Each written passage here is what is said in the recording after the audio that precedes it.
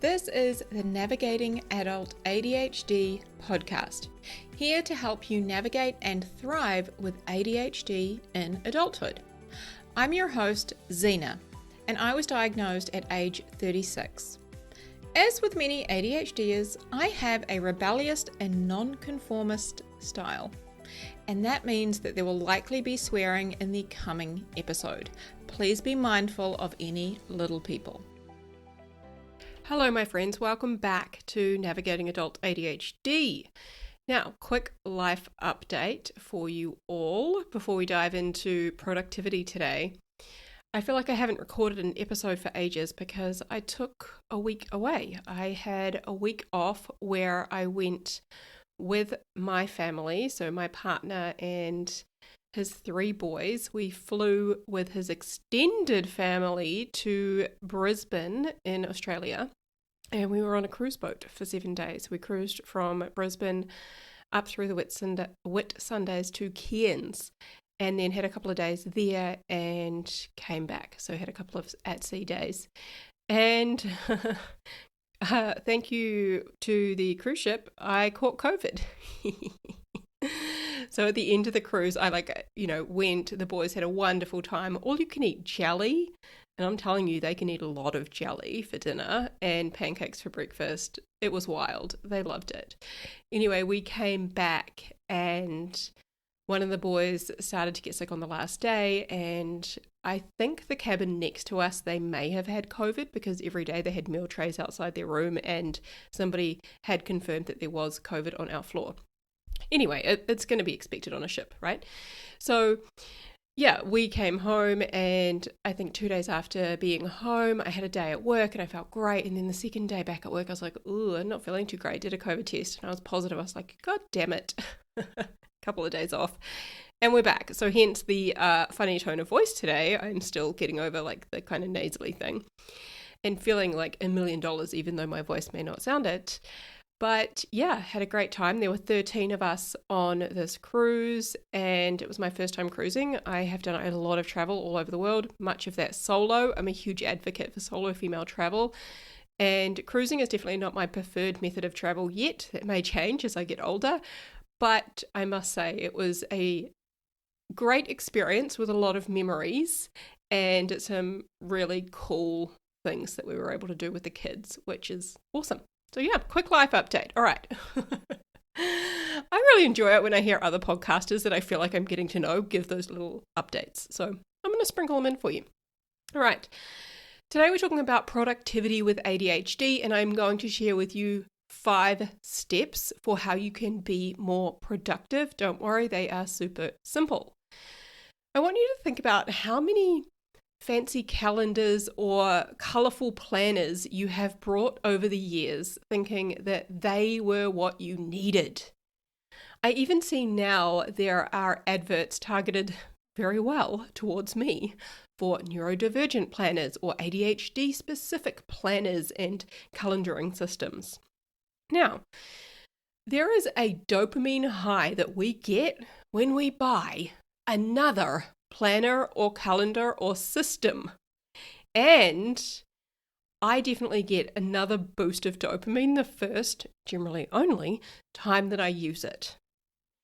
Now, these things do not magically change our life or make us more productive, okay?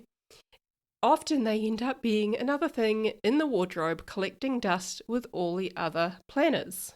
Does that sound familiar? Just the other day, I actually donated yet another wall planner. So it broke it down into days of the week. It had like Monday through Sunday, and then there was this like little box, I think, on the right-hand side where you could write like additional to-dos or something. And so I had that stuck up on my office wall, and it was something that you wrote on with a whiteboard marker. And I was like, oh, this is going to be so great. And I'd bought it ages ago. But just the other day, it got donated to the op shop. Because the reality was I did use it once. I mean, I wrote on it once. I wouldn't say I used it, but I know I wrote on it. And then it just looked pretty on my wall for a while. So in this episode, we're actually going to talk about what it takes to be more productive. And the answer isn't more planners or calendars or, miracle systems. Okay. Now I'm quite possibly going to shock you with some of what you hear today about productivity. But before we talk about that and the 5 steps, we need to talk about the morality attached to productivity.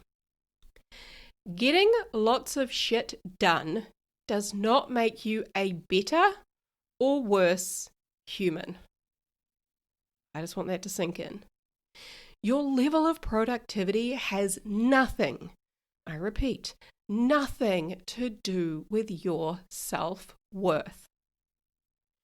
Now, this can be a difficult thing to accept, and I want to acknowledge that because this took me a long time to accept, because we have been socialized to think that we should be productive. We should be able to get a lot done in a day, and we should be able to, air quotes, keep up with the Joneses.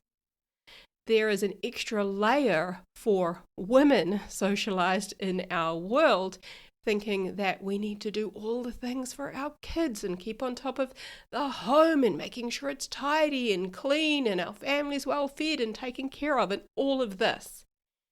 So I get that this can be tricky, but I think we can all agree that you never get crowned queen for a day because you were productive. There is no reward. And in fact, for most people who pursue this constant state of productivity, they actually reach a level called burnout. So a lot of the clients that come to me are often on the verge of dopamine debt. Got a whole episode on that, aka ADHD burnout, because they've been working so hard to be more productive, and as a result becoming less productive as they try harder and harder, and they deplete their dopamine reserves. So let's get one thing straight. Your level of productivity does not make you a better person. Take the morality out of how much you do or do not get done in a day. Okay? All right, my friend.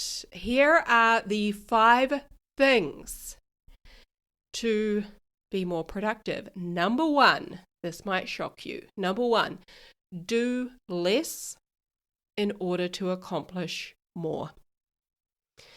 I want you to imagine that you have a jug of water and you have 20 paper cups sitting in front of you and you are trying to fill them all up. Spreading that one jug of water across 20 cups is going to result in each cup having a very small amount of water, if any water at all, and then none left in the jug. Now, imagine if you've got 4 paper cups in front of you with that jug of water, and you're able to fill those 4 cups up and still have water left in the jug.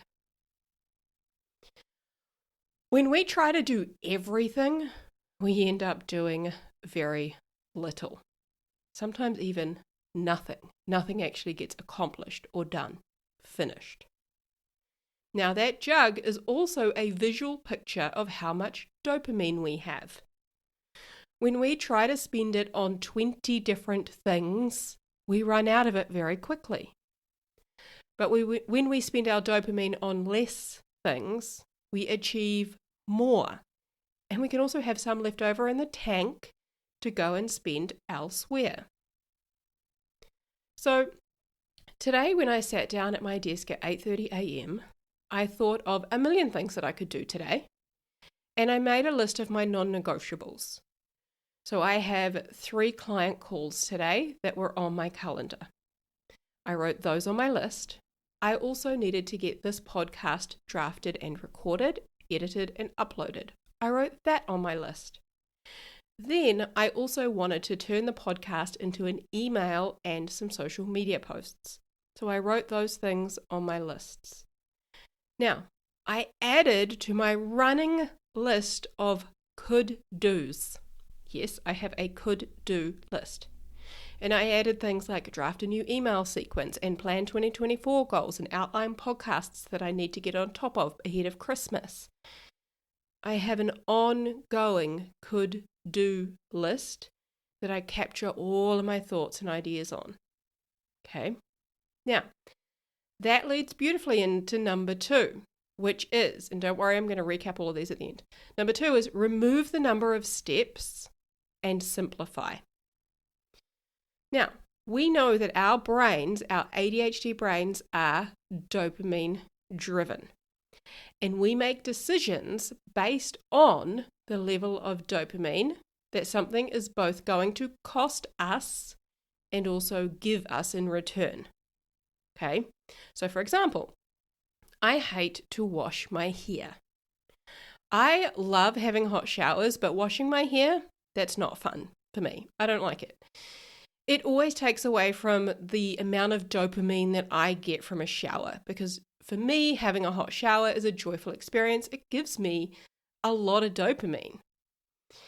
But as soon as I need to wash my hair, that requires removing the joy from my hot shower experience and a whole bunch of different steps. Steps like I need to, undress and get in the shower.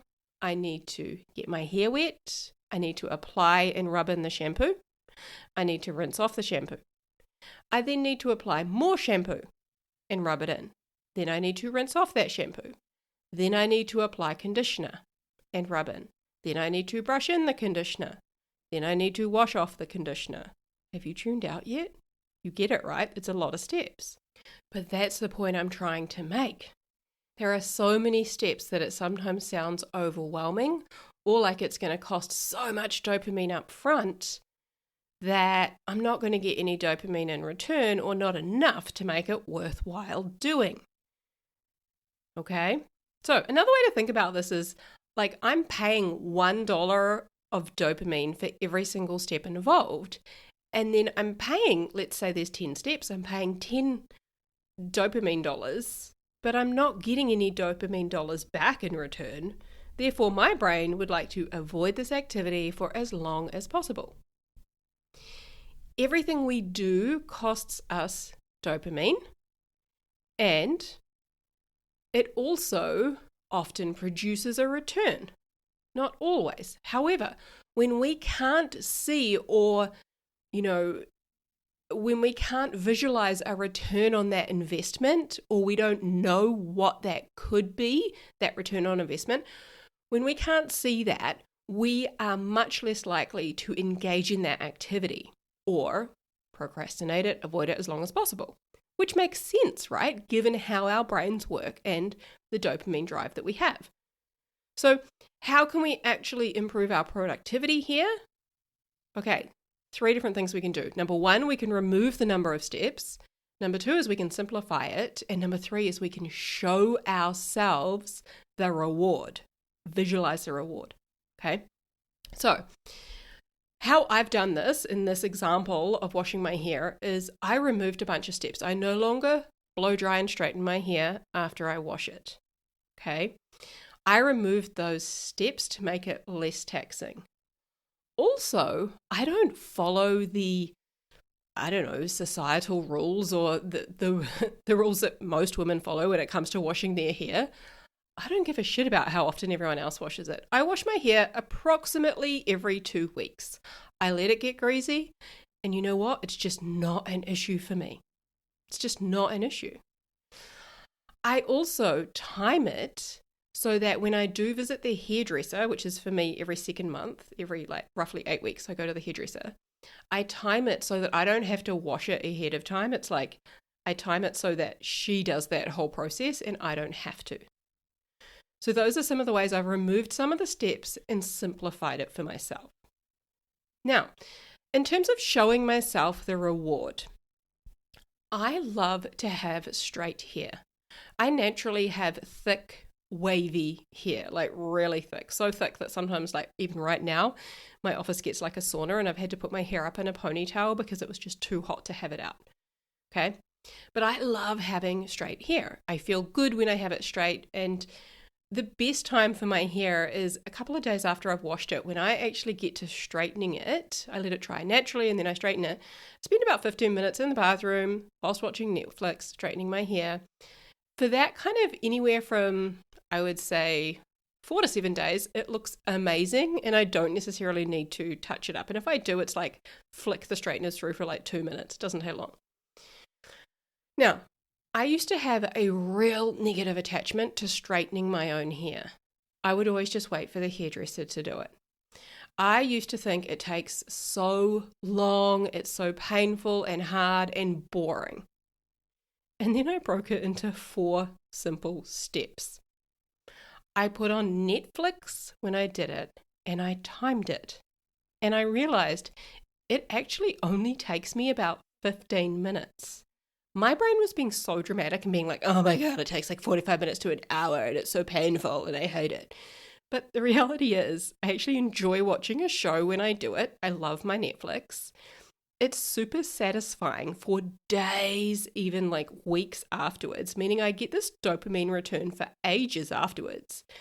But I really had to show myself that the reward that I get as a result of the investment of dopamine makes it so worth doing, which now means straightening my hair is just super easy and simple for me. So again, remove the steps and simplify the process. When we do that, we can actually do more.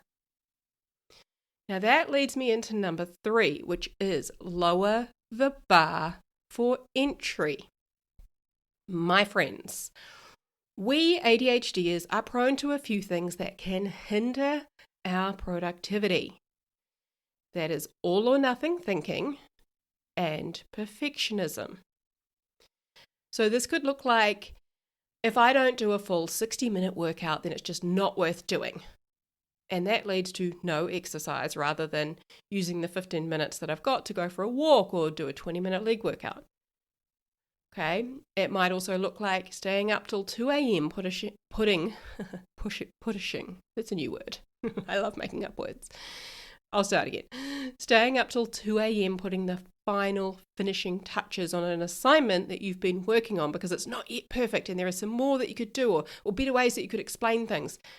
Which means that the next day you're absolutely exhausted, you're way less productive at work, you oversleep in the morning, which means you skip your walk in the morning, and then you're short and snappy with your partner, and your ADHD meds don't work as well because you've had less sleep and you're tired, you're exhausted. It's affecting your entire next day, maybe even a couple of days, but then you start worrying about that exam just as much. You're worrying about it just as much as if you'd submitted it at 9 p.m. when it was actually really done. Instead of trying to perfect it for the next 5 hours, you're worrying about it still. Now, I often work with clients who want to create healthy eating habits and exercise habits, okay? So I'm going to give you this example. The way that they very often want to approach this sounds like, I'm going to exercise every single day for 30 minutes a day, and I'm only going to eat 1,600 calories every single day. Now, I will ask them, so what does your current exercise and eating look like? And they tell me, well, I go for a walk maybe 1 to 2 times a week, and I don't track my calories, so I don't actually know how much I eat, but I used to eat 1,600 calories back when I was losing weight, so I know that that's what I need to do. So what you're saying is, I want to go from the start line straight up to 100 kilometers per hour and speed to the finish line. This is much like saying, hey, I haven't trained for this marathon, but I'm going to start out sprinting. Right? We all know how that ends, and it's not well. But this is exactly what our all or nothing thinking and our perfectionism looks like. It is very sneaky, my friend. Very, very sneaky. So here's what lowering the bar for entry looks like. For that first week, we increase your exercise from the 1 to 2 times a week up to 3 times per week. We start building on that habit. And we start to track your calories each and every day. We don't start aiming for 1,600, we start the habit of tracking them every single day. Now, these things are wins. These are things that we can celebrate. These are things that are moving us in the right direction, helping us to maintain momentum, to keep on track, to keep going without burning out. by that all or nothing thinking, that perfectionism. Okay. Now, that leads to number 4, which is celebrate every single win. You have got to be deliberate in showing your brain what is working and what's going well, because our brains have a negativity bias that heavily weighs us towards looking at all of the shit, all of what is not working, what we haven't yet done, what we should do, what we haven't yet accomplished, how far behind we are, all of this. And all of that just creates negative thinking, which makes us feel like crap and leads us to doing even less. Okay? When we're so focused on what's not working, what we haven't done, and how far we've got to do, we become less productive. We create less of the results that we want in our lives. Okay? Until we train our brains to look at what is working. Okay? Our brains are not going to look for what we're actually doing well at, what's working, what we've accomplished, and what progress we've made until we train them to. Okay, and we can do this. We can create new neural pathways in our brain. We can literally rewire our brain to do this shit. Okay? I want you to imagine that you're climbing a ladder, a really tall ladder, up to the top of like one of those water towers. Now, I have never seen this around me, like I just see it on the American movies, right? But you guys can picture it, I'm sure. We've all watched enough TV shows, let's be honest, and movies. So that really tall tower up to the water thingy at the top, okay? When you look up at how far you've got to go, that can often be incredibly discouraging. I've still got so far to go, but my arms hurt. I've had enough. This sucks. I'm never going to get there. I just want to quit. But when you look down, when you look back at how far you've already climbed, it's very different. Oh, actually, I've done pretty well. No wonder my arms hurt. I've come this far. I've actually made a ton of progress. See the difference? There is an incredible book on this called The Gap and the Gain, I believe by Dan Sullivan. Incredible book. I remember it's probably the book I highlighted the most. Second to Louise Hayes, but it is an incredible book. It's called The Gap and the Gain by Dan Sullivan, and it talks about and teaches us how to do this, how to look at how far we've come and focus on that rather than how far we've got to go, because we gain more momentum and we make more progress. We become more productive when we're looking at that and focusing on that and those wins rather than, oh my God, I've got so far to go. This is going to take forever, all of that. Okay. Also, there's a reason I start every single client session with wins. If you are one of my clients, if you've ever been one of my clients, or maybe in the future you will be, every single time we hop on a call, hey, how's it going? And then it's great. Let's start out with the wins. What's gone well this week? What can we celebrate for you? What's working? And initially, clients might try and keep track of this, or they forget, and often it goes by the wayside and then, oh shit, I totally forgot I had to do this. But as we get further and further into our sessions, it becomes very habitual and they've started looking through it in their days and weeks, and it becomes very easy for them to articulate and communicate what their wins are because their brain has started looking for it and focusing on it. It's beautiful. Number 5 is manage your mind. One of my favorites and so much of the work I help my clients to do. So we've talked about it here on the podcast before, okay? What drives all of our actions is how we feel, okay?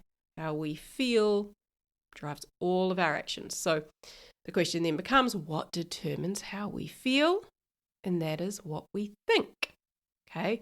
What we think determines how we feel determines what we do or don't do. So in order to create more productivity, more actions, we need to pay attention to how we feel, the fuel that we are using to drive our actions. Many of you, my friends, are trying to use dirty fuel to drive yourself. So this looks like thinking, I should be doing more, which my brain loves to try and offer me this one. But when I think I should be doing more, it just makes me feel so much pressure. Or thinking, I have so much I need to get done, which creates a feeling of overwhelm. Or thinking, I should have done all of this by now, which creates a feeling of shame. Those feelings of pressure, overwhelm, shame, and their dirty little cousins, frustration and guilt, they create less productivity, not more. Okay? It's because those emotions create actions like procrastination or spinning, overthinking, or going in search of something else that feels better to get some relief. Maybe that's, going down to the kitchen to get a snack, or phoning a friend, or watching a Netflix show, or scrolling on your phone. Those emotions also lead to beating ourselves up. Okay? And this kind of fuel makes things take longer, and often it results in things actually not getting completed. So managing your mind isn't about positive thinking. It's about having your own back. It's about speaking to and treating yourself like you would if it was your child or somebody else that you love and care about in your shoes right now. How would you speak to or treat them if they were thinking and feeling this way? So here are some of my favorite thoughts that generate positive emotions, or what I like to call clean fuel, that help me to be more productive. Okay? And you can borrow these, you can play with them, try them on, whatever, run with them. Done is better than perfect. Every single time. And I wouldn't get this podcast out into the world for you all if I tried to perfect it, because it is by no means perfect, but it is done. And I believe, and this is another thought that helps me to be productive, is it'll help at least one person. And that makes it so worth doing. Okay, so done is better than perfect. The next one is just do 5 minutes. When I look at the laundry and, we've got, I think, 3 loads of clean washing from our trip away. We've got 3 loads of clean washing that need folding. There's another load hanging on the line right now drying. There's another load in the washing machine. There's all this washing, right? When I look at that and I'm like, oh my God, I got to fold all the washing, I often will say to myself, just do 5 minutes. And sometimes I'll even put a timer on. And 5 minutes is a win for me. I get to celebrate, holy shit, I just folded 5 minutes worth of washing. It's actually a lot more than I thought. Awesome work. Sometimes I'll keep going. Sometimes I won't. Sometimes I'll okay, this isn't so bad. I'll put some Netflix on or something. But when I tell myself, look, just do 5 minutes, it helps me to produce results. It helps me to get started. It helps me to be more productive. Okay? So that thought was just do 5 minutes. And the next one is, not everything has to get done today. We'll talk about this on a future podcast, but our ADHD brains can sometimes have challenges, establishing what's urgent now and, what's a priority now versus what's actually not really a priority now. So it really helps me to remind myself, not everything has to get done today. Because sometimes my brain panics and it freaks out and it's like, we've got to get all this shit done. It's like, no.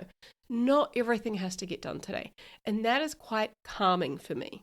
It's just a really good reminder. Okay, there's always tomorrow. There's always later. It's okay. It's not going anywhere. Next one is I can do hard things. I have to remind myself of that often. I can do hard things. Next one is I love you no matter what. Sometimes I need to remind myself that even if, let's just say this podcast didn't turn out the way I wanted it. I'll be honest, I think it's going great, but let's just say it didn't turn out the way I wanted. And I was like, I don't want to sit here and re-record it. It is done, so it is better than perfect. Sometimes it just helps to remind myself, you know what? I love you no matter what. Even if somebody gave you some really negative feedback about that episode, or even if, it wasn't up to the standard that your podcasts usually are, that's okay. I love you no matter what. Okay? Another one here is I'm doing better than I realize. so often I show this to my clients, like when we're going through the wins, they'll often kind of realize, oh yeah, actually I'm doing more than I realize, or I am doing better than I realize, or actually, yeah, like I've come really far in that. It's one of the reasons why I do like an intake at the beginning before we start working together, so that we can actually see their progress and I can show them it. Because we, as I said, have that negativity bias. We're so focused on all the things that aren't working. We haven't done all of that. So sometimes I just like to remind myself, I'm doing better than I realize. And so often people reflect that back to me like, oh my God, that's amazing. Or I can't believe you got to speak at that event. Or, oh my God, look at your podcast. Or look at this, like you're doing so well. And it's like, okay, sometimes I need to let that sink in. I am doing better than I realize. Okay. And the last one on my list is you matter. Sometimes I need to remind myself of this because I can get very caught up in the doing and forget to just allow myself to breathe or have a break or go outside and get 5 minutes of sunshine or put my feet in the grass or just, go cuddle a cat. Like, I'm allowed to do that because I matter. Okay. So you are welcome to borrow and play with any of those thoughts. And those thoughts, they create emotions for me like certainty, confidence, acceptance, a feeling of supportedness. They also create this emotion. I couldn't really think of what the name was, but it's like doable. It makes something feel doable, whatever that emotion is. And also the emotion of momentum. So really good, clean fuel to go and take action and produce results from. Again, managing your mind isn't about just positive thinking. It's about having your own back. Okay? So my friends, let's recap. Remember, take the morality right out of it. Productivity has nothing to do with self-worth. Number 1, do less to accomplish more. Number 2, remove the number of steps and simplify it. Number 3, lower the bar for entry. Number 4, celebrate every single win. Focus on what is working. And number 5 is manage your mind. Again, productivity as a whole is so much more about having your own back, and it's about the way in which you speak to and treat yourself much more than it is about the actions that you're actually taking. Because the way you speak to and treat yourself is going to determine the actions you take. Okay? Huge, huge love, my friend. Take care out there. I'll speak to you soon. Hey, friend. I know exactly what it's like to feel frustrated and confused with your ADHD and to wish that you could better understand what the hell is going on in your brain. And that's exactly why I created my coaching program, Thriving with ADHD. Inside Thriving with ADHD, you learn a step-by-step process to set and finally achieve your goals, to understand yourself and your ADHD. It's where you learn to feel better and manage your emotions and create systems and processes that work for you with your ADHD brain. This is designed for you to learn how to thrive with ADHD so you can create the life that you were meant to live. Visit zenajones.com/ADHD to learn more and book a consultation.